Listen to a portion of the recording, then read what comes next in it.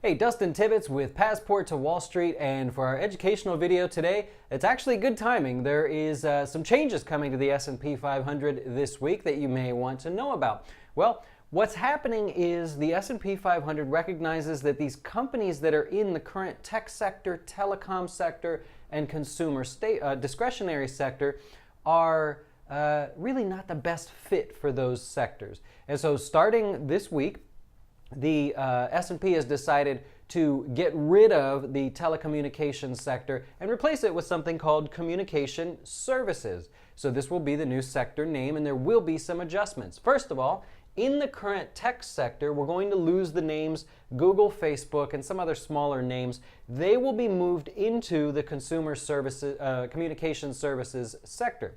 So what that means is now the tech sector of the S&P 500 will mostly be hardware and software based. It'll be a little bit less of these sort of interesting names, the social names, communication names, which go into the new rightfully named communication services. Okay, so the tech sector getting a big change. Apple is now going to be a dominant player in the tech sector, which really affects the weightings overall. So if you're a sector ETF trader, you're going to notice some changes. If you invest in the S&P 500 as a whole, really nothing's going to change. No need to worry there. So in the tech space, we'll have the bigger obvious names: Apple, Microsoft, physical hardware, and the software makers such as Adobe and things like that.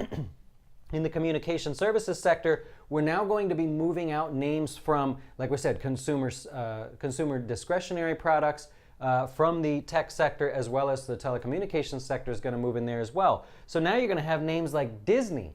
You didn't think of Disney as a communication services company, but in reality, they do provide a lot of content. They're working on building out their distribution as far as their digital content. You've got CBS in there as well. A couple other big names I thought that I would mention: Netflix and Comcast. A total of 60 names going into the communication services sector. Now, I believe it is going to be one of the largest. I believe JP Morgan said it will be the third largest sector in the S&P 500, but I think it's a very close, it's either second or third. It's going to be very, very close. And so all those changes take place this week. So when you look on TV, or you watch the financial media, or you read some of the headlines, and you keep noticing people talking about the communication services sector, well, now you know what it means. I hope it helps you. I hope you find some interest in it and it makes you a profit in some way, and we'll talk to you soon.